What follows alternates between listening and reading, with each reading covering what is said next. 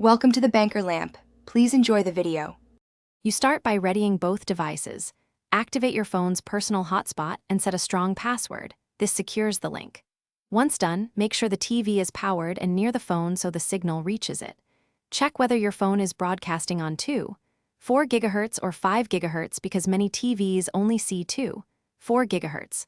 Also confirm mobile data is enabled and you have adequate carrier signal. This prevents drops during the connection process.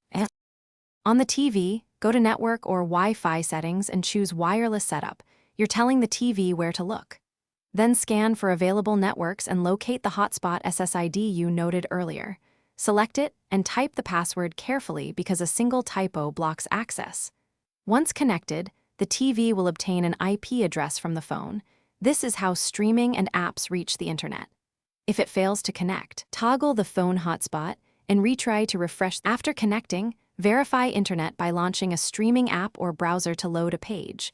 This confirms DNS and data routing are working.